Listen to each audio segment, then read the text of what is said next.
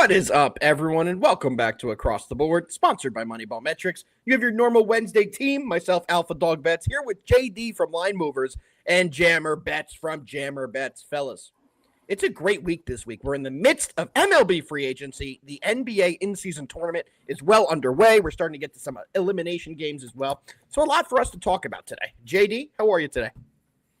Doing good, man. Just going to go and actually talk about this now.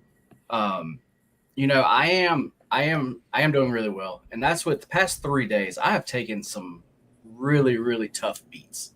And actually in this space, I don't think it's actually talked about enough. Like the actual mental side of actually this is so tough. And when you just have multiple days back to back, like you're losing games by the hook. I mean, multiple games per actually day.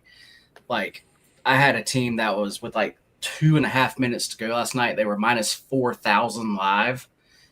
They lost the game. Just like crazy stuff. And just when you can get to the point where you just have to move on. There's the best thing to do is just, it's a brand new day. Go on. Yeah, you have to understand what we do in this industry, and there are going to be weeks and times that you're going to have a little bit of a down run. But the key is to have more wins than losses. And JD, I know I could speak for everybody from the Discord family, from us on the show. We all know what you do.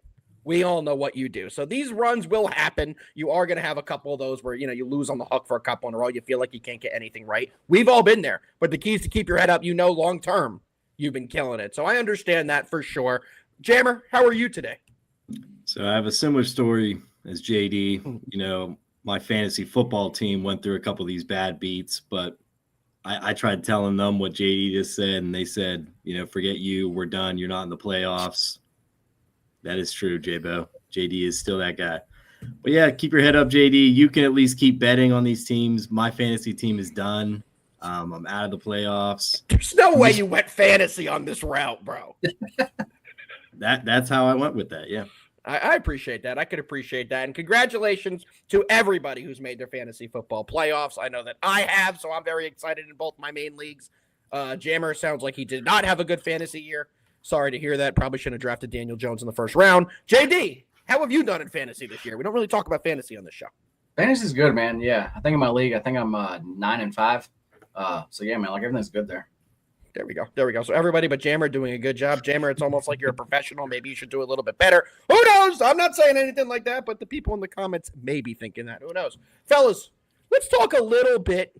Well, first, we do have a couple things before we get into the MLB free agency. Guys, this is going to be a fun episode. We're going to talk a lot about MLB free agency. There's not a ton of games yet again today, so any questions you guys have, if you want to chime in on any of the topics we're talking about, get in there, come talk to us. We want to have an interactive show today and have a ton of discussions, debate where we think players are going to go and stuff like that. But before we do, we are going to go into our Tuesday recap.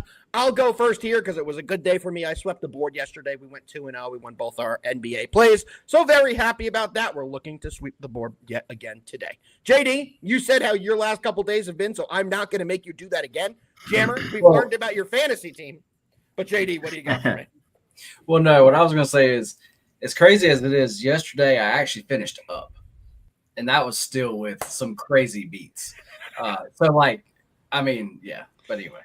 I can't believe that's how that ended. You're telling everyone, it's hard when you're losing. You ended up winning. So even when JD feels like he's losing, apparently he is winning. Jammer, we are sorry about your fantasy team, but how did you do yesterday in the betting world? So no bets for me yesterday. I was saving them up for these games. We had a limited slate last night as well. I was just watching the games, enjoying them. That Magic versus Bucks game was absolutely insane. Let's go Magic, baby. I thought they were going to pull it off. Minus their two superstars and Paolo and Franz. They just couldn't stop Giannis. It's a tough one to do, but they almost did it. There we go. So it was a good day there. And I cashed in that Magic game, so I was happy about that. Joe's in the comments, and he's been betting with JD's plays live, and they've been cashing with ease. So JD, keep that going. Bill Norman is here, as always. We appreciate it. And J-Bo said that JD was that guy, and he's adding that me and Jammer are. Jammer, we're that guy as well, so we have to get that in there for a little confidence boost. We appreciate that. And Joe, great point. Jalen Suggs has been balling. He's been an absolute baller. Fellas, you know what we're going to get into. Let's talk a little MLB free agency.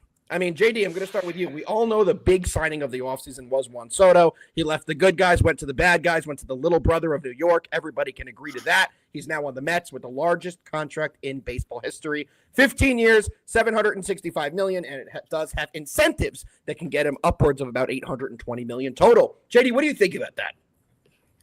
I mean, overall, I think the contract's a little crazy. For actually being that actually long.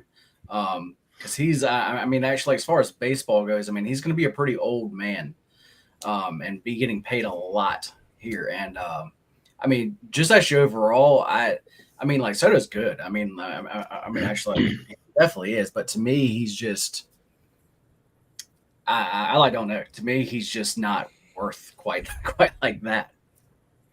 I mean, that's exactly how I feel. I'll go about in more detail in a minute. Jammer, how do you feel about the Juan Soto signing to the Mets? I'm always for these superstar teams just signing people these crazy long contracts just to kind of prove how crazy, like him getting that contract is 10 years worth of the Pirates payroll. Like, how is one team able to pay one guy 10 years of another team's payroll? It just shows the gap between some of the top spenders and some of the bottom spenders. Sure does. We're not going to see another team like the Chicago Cubs come in there, win with a team that's built up instead of bought. Yeah, and I'll kind of go over my thinking of this. He's a 285 hitter. Like, he's a fantastic hitter. He's a net negative on defense. So, to me, the contract was a little crazy. I'm a Yankee fan. Everybody knows that. I have a million different screenshots I could prove that I did mean this. I said all along, there is nobody in baseball worth over $700 million. If he got this contract, it meant the Yankees were going to be limited on what other moves they can make. And we all saw the team the Yankees had last year. If you run it back with just Juan Soto and a couple other pieces that the Yankees lost, they're not any better. So to me, I did not think that was a great deal for the Mets. I mean, good for the Mets. They needed to do this, right? I mean, they're the little brothers in New York since the beginning of time. They've never stolen a player from the Yankees. So good for them. They needed to overpay to get this done. But I just don't think it's a great deal. I mean, we all know the same thing, and Andrew put it in here perfectly. The last 4 to 5 years of any type of deal like this is going to be terrible. But, I mean, this contract takes Juan Soto till he's 42 years old in the Mets. The Mets could get out of it technically in 5 years if he opts out, but it really doesn't seem like they will because they're able to then add more to the deal to ensure that that opt-out doesn't happen. So there is an opt-out clause in Juan Soto's contract after 5 years, but the Mets can void it by adding $4 million a year. So if he says, I'm opting out, the Mets could say, no, you're not. We're adding the $4 million additional a year, and now your contract is fully guaranteed for 15 years. To me, I don't think it's great. And let's take a look at this Mets team, guys. Let's take a look at this Mets team. Let me pull up exactly the Mets starting pitching depth chart. And let me tell you something. It's ass. It's ass. It is the worst starting pitching depth chart I have ever seen. So the Mets do need to make a lot more moves. So let's break it down. The Mets ace for next year is going to be Kodai Senga, the guy who pitched in 3 games this year, was hurt all year long. 5 innings, maybe. Yep. The second best pitcher on their team is David Peterson. He's never been great. He's a minor league pitcher. Their third ranked pitcher in the depth chart is Clay Holmes, who was the Yankees' failed closer last year. Clay Holmes is slated to be the Mets' number 3 pitcher. Let that sink in. That's brutal. And then their fourth pitcher right now is going to be Frankie Montas. Another failure of a starter. So, I mean, the Mets offense is looking great, but I mean, you're in the NL. Does anybody think that this team can beat the Dodgers right now with that pitching rotation? JD, what do you think? No, because as far as the Dodgers go, man, they are stacked. I mean, not actually trying to shift it over there now, but man, yeah, this next season, Dodgers are going to be tough, man. I mean, actually, they're like tough every year, but this season, it's really looking like that, though. I couldn't agree more. But yeah, the Mets need to make some smashing moves here, or actually, or either that Soto trade is really not going to mean much. That's how I feel. I mean, let's take a look at the available MLB free agent starting pitchers. They're running out of options. Free agent starting pitcher. I mean, actually, like you have Burns. Yep. But what if they don't get Burns? Burns is going to be the most expensive pitcher on the market. We all saw the Yankees took Max Fried yesterday for, I believe, 8 years, $218 million is the exact number. So a lot of money, but the AAV of that contract is only about $26 million per year. So it's not that bad when you take a look at what it is per year. I have to think that Corbin Burns gets significantly more than that. He is a slightly better pitcher than Max Fried. I think he's the prized pitching prospect on the free agent kind of wire this year. Jammer, what do you think? I mean, you take a look here and you see the guys that are remaining. Corbin Burns is obviously the ace. He's still available. Roki Sasaki is still available. So, he's one of the Japanese pitchers who has been posted. Maybe because they have Kodai Senga, they have some kind of relationship. They can get him to go there. But it really does seem like these Japanese guys like Senga and like Otani and like Yamamoto, they want to go on the West Coast. So it's closer for them to get home and it's a better time frame for their families to watch their games. So I don't see Senga coming to the East Coast. Outside of that, the next best pitcher is Jack Flaherty. They're looking for an ace. I mean, what do you think the Mets should do? Which guy should they sign? I mean, obviously Burns is the guy that they're going to want, but who should they go get? That's another $250 million plus contract. Can Stevie Cohen afford to do that? I mean, apparently he can, but they still don't have Pete Alonso either. So they have a lot of moves they still need to make. What do we think? I mean, they got to make a splash.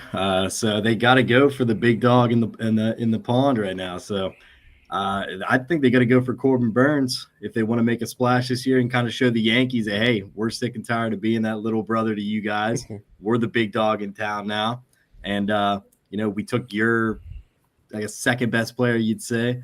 But arguably best player. Arguably best player. I didn't know if you wanted to put him over Aaron Judge or not. So I wasn't going to put that on you. But, if they want it, they need a starting pitcher. Because the people you just listed right there, I was going to say, the people that you just listed right there are not going to be able to keep the runs off the board. So that's how I feel, JD. Yeah. What do you think? What do you think, JD? I mean, for one, Corbin Burns has actually not been signed yet, and I think that is because this past season, his numbers started pulling back. His numbers were not nearly as actually good. I mean, for actually half the season, he honestly just flat out just didn't even look good. I mean, actually, he was getting hit. So I think as far as the Yankees actually did that Fried deal, and I think that was great because I'm a big Max Fried guy. I mean, I actually think everybody knows that. And I think that was a great deal because as far as how they currently are, I definitely like Fried over actually Burns here. Me too. So that's why, but that's the whole thing with Burns. I think that's why he hasn't been actually gotten yet, is because teams are kind of trying to figure out is he worth what actually he probably wants. So, but if you're the Mets, do you have a choice right now?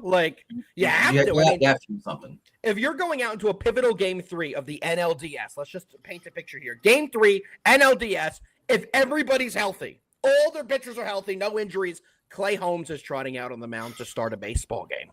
Clay Holmes is trotting out there to be your starter against that Dodgers lineup. Death's row with how they mash. I just don't think that's sustainable for the way that they're going to build. And yet again, the Mets still need a ton of other positions. They have no first baseman on the roster either. So the Juan Soto signing is great. They need a lot more. They could go out and get actually Scherzer and actually get him on a 1-year deal.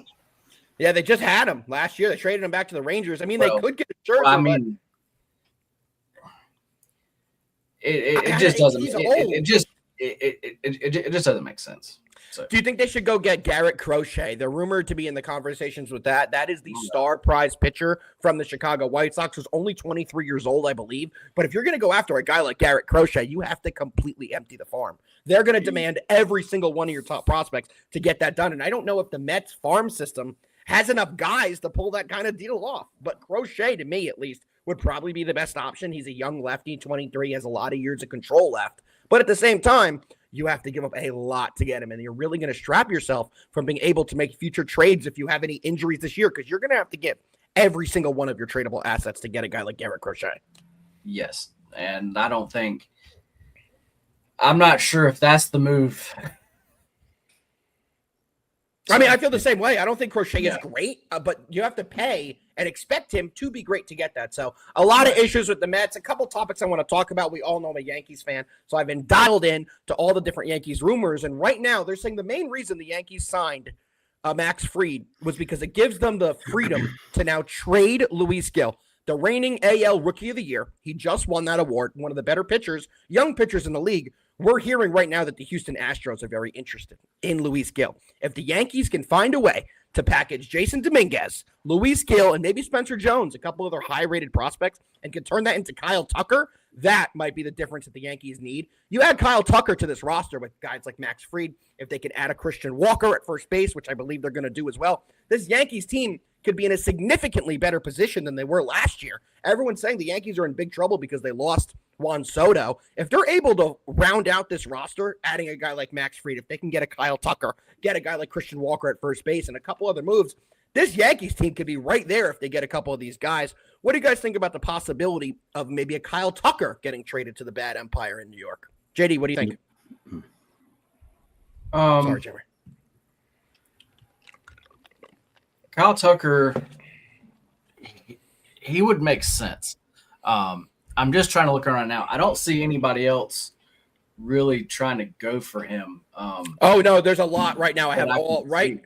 Who? Right now, Ken Rosenthal just posted it. He's a great follow right now. And what he's saying is the Astros want Isaac Paredes. He is the star prospect on the Cubs, and the Cubs are very interested to bring him in as well. Right now, they are saying there are two teams that are heavily involved in the talks for Kyle Tucker. It's the Cubs and the Cubs and the Yankees, but the Cubs can offer Isaac Paredes and Seiya Suzuki, where the Yankees have to offer more prospects and guys that you're hoping for. So that's kind of the issue we're seeing right now, but it does seem to be like it's a two-man race for Kyle Tucker. But the issue is, if you're a Yankee fan, if you're the Yankees, we just did this with Juan Soto. Kyle Tucker is a free agent next year. Do you bring him in and with the potential of him walking when you just gave up all your assets to get him? The Yankees traded a ton away. JD, your guy, Michael King, was the main piece traded for Juan Soto last year. So the net trade for the Yankees was a bunch of other prospects and Michael King for 1 year rental of Juan Soto. If you're the Yankees, can you do that again and now go for a Kyle Tucker? I actually personally wouldn't. That one, with all of what you just said there, to me, honestly, the Cubs actually makes a lot more sense. Can you not do that when I really, really want Kyle Tucker in New York? I'm sorry, man. But yeah, to me, the Cubs just make so much more sense. I think the Cubs do make sense, but also who's getting Cody Bellinger? That's another guy who looks like it's inevitable he's going to be traded off this Cubs team by opening day. Another guy who I think has a tailor-made, beautiful left-handed swing for Yankee Stadium. I really do. That'd be perfect. Yeah, I think so as well. So my big wish list as a Yankee fan is I want Cody Bellinger and I want Kyle Tucker. Bellinger could be the first baseman. Kyle Tucker could be the right fielder. Any other free agency talk before we get into the NBA today? Any other big players or any other big names that you guys are hearing that are circling right now that you're interested in any teams getting? I mean, we're about to see a massive signing period. The big dominoes were already signed. Juan Soto was the big one that get the outfielders going, and Max Fried was the big one to get the pitching market going. We're seeing trades start to happen as well. Any other big names you guys are interested to see what happens with? Jammer, I'll start with you. I mean, are we just not going to talk about Spencer Horwitz? Big deal. I know you're Pirates. Big deal. Go ahead. Give us the scoop on Horwitz. I mean, former 24th round pick, 265 hitter. He's just going to look great in the black and gold. Don't know if it's really going to help much on the win column, but get some ticket sales and get the fans back in the beautiful stadium. Super excited for year 2 of Paul Skeens, see what he can do. I thought you were maybe going to say a little Alex Bregman. You were interested to see where Bregman's going, but I don't know big trade. See anyone coming here. That's the Pirates way. You guys usually do have to trade for young guys and hope that they pan out and keep them there. So, I mean, free agency has to be brutal for you, and I'm sorry, as a Yankee fan, I tend to love free agency. But any other players, JD, that you would be interested? It's not the same. No, you are correct about that. I know you follow the Braves pretty closely. Are there any guys that you think the Braves should add right now? Man, as far as actually pitching, that's where they need to add, man. who did we talk about right for the show? My mind's going blank. Nathan Evaldi, you signed. Yeah, Nathan Evaldi. He actually signed back with actual Rangers, and I thought he was going to go to the Braves. So that's kind of got me kind of wondering, like, what are y'all trying to do now? So maybe Crochet. Maybe Crochet. It could be. There's something I actually need to look into like a little bit more, because that's where I really actually thought like he was going to go. And then not a big name, but the Rangers, the Marlins just let Jake Berger go For nothing. To the Rangers for nothing. So why are the Marlins already tanking in fucking December? It's the Marlins. They don't know what. Right. The worst thing they did was fire the female VP that they had. NG was Kim NG. She did such an unbelievable job with that team. And the second they got rid of her, she got them to the playoffs. She got all those pieces there. She brought in Luis Ariz, a lot of guys. It changed how that team was operating. And then they fired her. Yeah. And look how they've been since. A poverty organization. That one, actually, Jake Berger is going to be one of those guys who's like, I think, going to start to like stand out more. This Rangers team is shaping up to be another good team this like year. As far as pitching, they kind of need some help there. But this could be I'm not sure what their win total is, but probably around like an 85 win team. It's not going to do it. You need more to get more than 85 wins in the MLB this year. So definitely understand what you mean, fellas. I think that's going to do it for our MLB breakdown. We still have 2 NBA games for today. If anybody has any questions or any comments you want to talk about, put it in the chat. We are here to talk about whatever we can and help you guys have the best show possible. Let's keep it moving, fellas, to the NBA. And we're going to start with what everyone's saying. Biggest game of the night, biggest game of the week, team that everybody loves to talk about, which is going to be the New York Knicks hosting the Atlanta Hawks in the quarterfinals of the NBA midseason tournament. Going over the injury report, the Hawks have a lengthy one.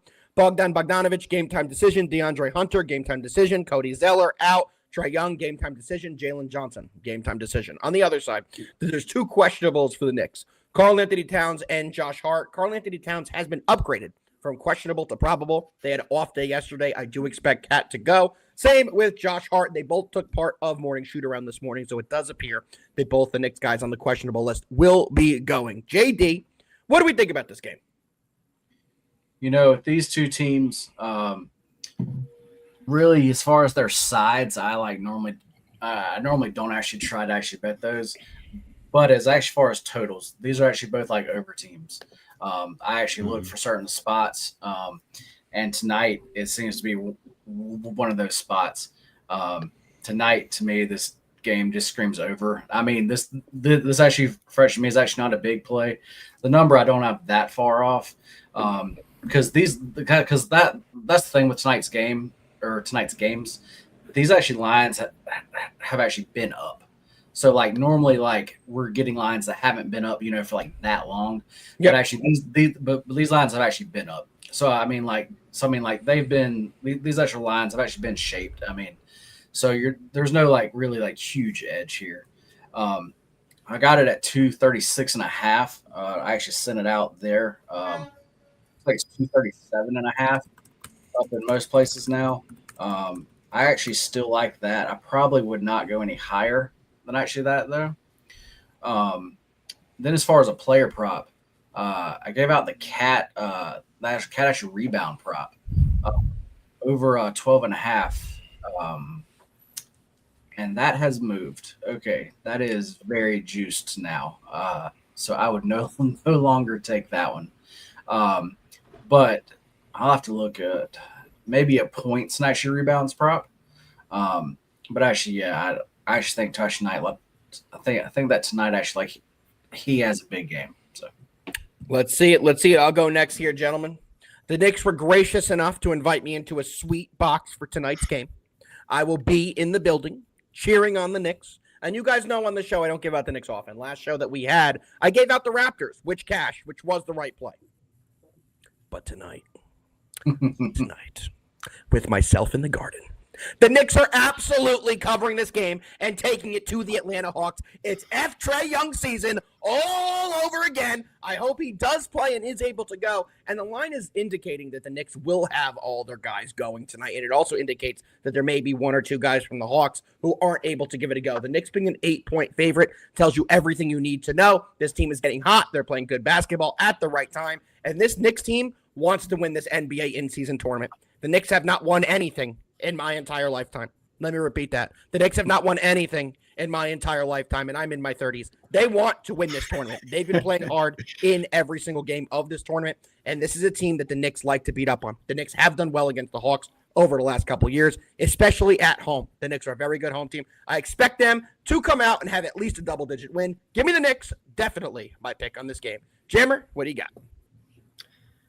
Well, I've got 2 words for you, Alpha, and that is Trae Young is in the house. He's the Knick killer, and he's going to be playing tonight. They haven't played since Sunday. They've had a couple days off to, rest up and get ready for Maybe he'll play. He's a true questionable, maybe. I mean, they're going to give him that game time decision notch there, but I'm pretty sure that they're going to play. This is a big deal for the NBA. You can't have stars sitting out, especially with a team like this Hawks team. They're well-rounded, and they're used to be run by Trae Young, but he's having one of his career low years, but he's just been dishing that ball out. Hawks have 8 players averaging double digits. I think that's got to be the only team in the league with 8 players averaging 10+. But this Hawks team, man, they've been playing well, winning 6 of their last 7, obviously beat Cleveland Cavaliers twice in a row, once at home, once on the road. They beat the Bucks recently, the Lakers. They had a tough one versus the Nuggets on Sunday, but some people are saying that they were just resting up for this big matchup in the Bronx against the Yankees. Hold on. In the Bronx? My bad. I'm not a New York guy. Brother. In Manhattan at Madison Square Garden, bro. This ain't the Yankee Stadium.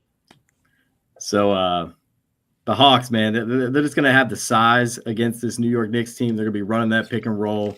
As JD mentioned, they're one of the best in pacing. So there's going to be a lot of shooting. There's going to be a lot of rebounding, as JD mentioned, with Karl-Anthony Towns again, but that number has jumped up. I was looking at that at 12.5 as well. For me, I think if I'm going to look at anything, I'm going to be looking at 3-pointers for the Knicks. I think that they're going to live or die by that line tonight, and the Hawks are one of the worst at defending the line. They're more of those inside post protectors with the height that they got down there with Clint Capella, Onyeka Okongwu if he plays, Jalen Johnson if he plays, the rookie Zachary Rissache. So for the Knicks, I think that they're going to really rely on that 3-point line. So I'm going to be looking at Jalen Brunson over 2.5 threes. It's a little juice, but it's just under my number of minus 150. So if you can get that at minus 145, anywhere around there, I'm not going to take it over minus 150 just because that's usually my rule of thumb not to go over that. Too.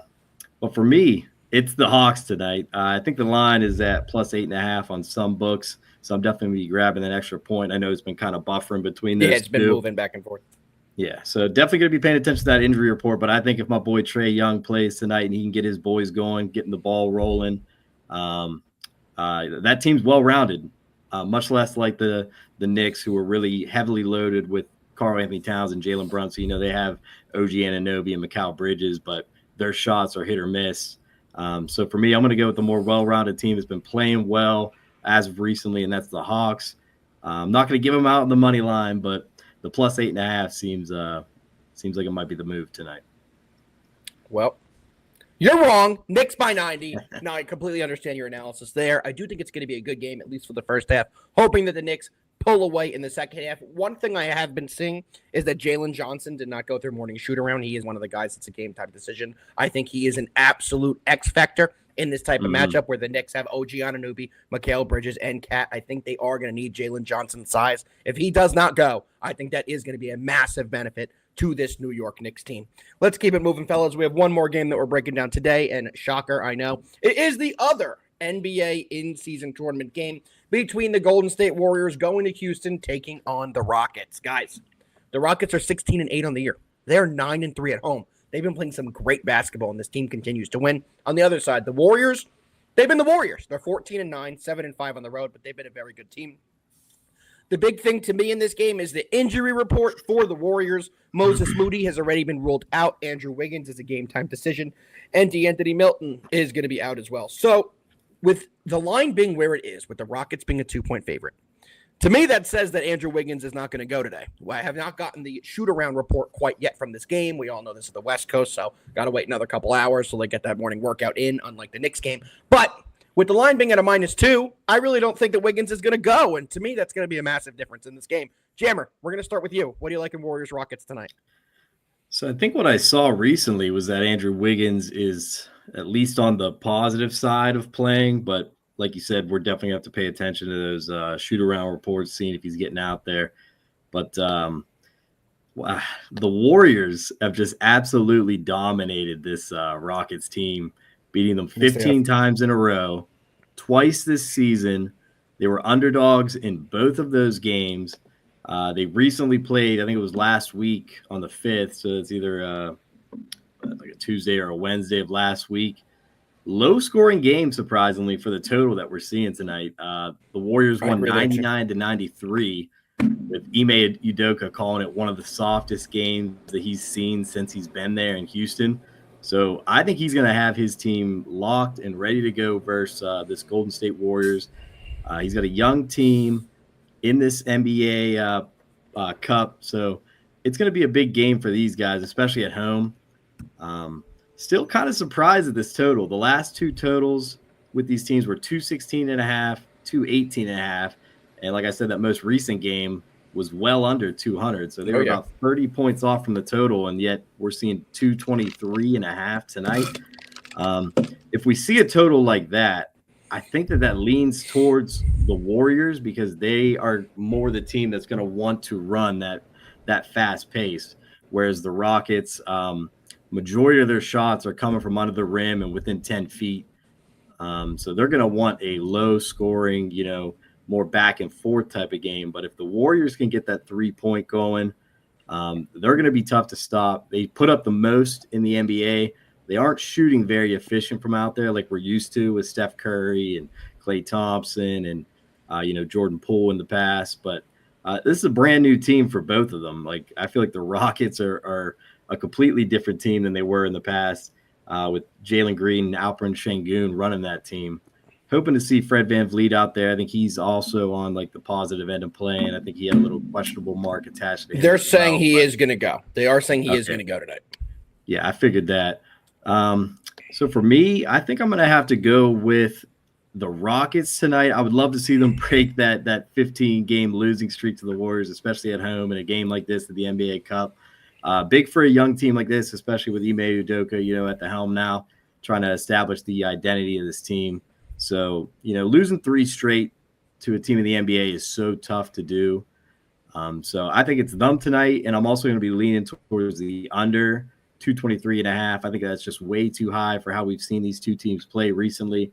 And in a game like this in the NBA Cup, too, it adds that extra pressure of hitting those shots. So I'm leaning towards the home team and the under as well. I'm absolutely on the Rockets in this game. They are going to break the streak tonight, and they are going to win. I'm going to keep this short and sweet. I have one more question for you, Jammer, before I let you off the hook on this game. The prize of this tournament is $500,000 for every player on the team that wins. Do you think that the Rockets are heavily incentivized, and that's kind of a big deal? They're a lot younger team. They have a lot of guys that haven't been there before and made as much money as the majority of this Warriors roster has made. Do you think that kind of factor plays a big role in this game? Yeah, I mean, the only person on the Rockets with any kind of championship experience is Fred VanVleet. Everyone else is, young guy, probably under 25, 26 years old. So, man, that's a big boost in the bonus money for these guys. So, and getting the opportunity to play in Vegas, that's obviously a big incentive too for some of these guys getting some time off. So I'm on 100% in on them wanting this more. Me too. I think they're going to be more incentivized to win this game, and they're going to be more into it, and this game's going to mean a lot more to them than it does to a Warriors team. Remember, this Rockets team is not like they've been in the playoffs often. Even Knicks fans, too. It's not like we've been in the playoffs often either. So these games where they actually have some meaning, where the winner of this game goes to the semifinals, as most people don't care, it's an NBA in-season tournament, I believe the players do.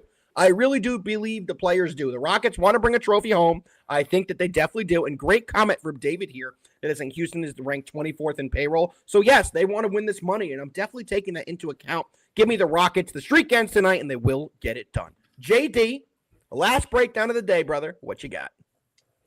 Yeah, for this game, guys, I really don't actually have much here. You know, just actually like Jammer said, as far as like Houston, they've lost to this team, I think every time in the past like 5 years. Like it's a long time here. So yes, I actually could see where actually like this is the spot where actually they finally win. At this price though, I really just don't want to play that. And as far as the total, kind of like Jammer said, it seems like an underplay at this number, but I think why the number is where it is because the Rockets have actually been kind of playing as an actual over team. These actually past few games, they're actually 4-1, actually like 2 the over. So I think that's why tonight's total is kind of bumped up. So yeah, if I had to play the total, this actually looks like a great time to come back in, and seems like a good time to come back in and actually go under now. I love it. I love it. So let's see some points in this game, and let's see the Rockets win this one outright. Fellas, that's going to do it for today's breakdown. But as y'all know, we ain't done on this show. We still have to go over our best bets. So let's get into it. JD, no, we'll save you for last because you're giving out the most winners today. Jammer, how many best bets you got today? You got 1, you got 2, you got 19. What you got? Limited slate. I'm just going to keep 1 to each game.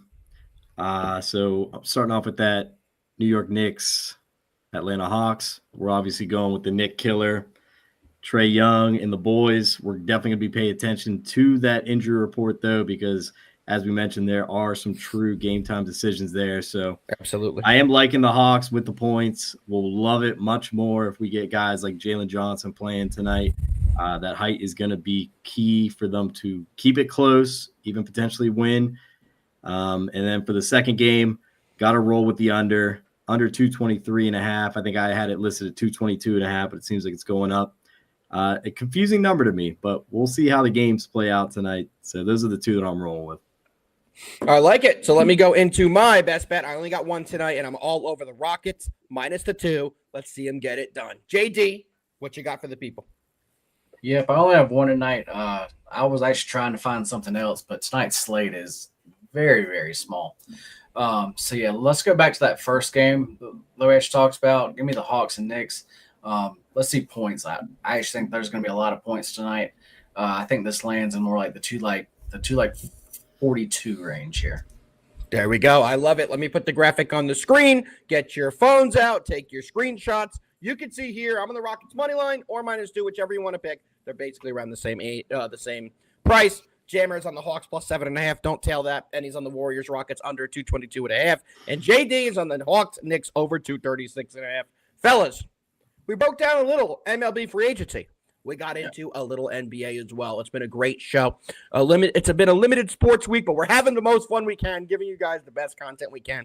And keep your eyes peeled for MLB free agency signings. We're going to see a lot of them start to pour in as a lot of these guys are starting to go. So it's one of the best times of the year. As a Yankees fan, I'm sorry, Jammer, I love free agency. I can imagine as you're a Pirates fan, it's not the most fun time, but everyone enjoy free agency, and let's continue to cash some bets. JD, any words from the people before we get out of here?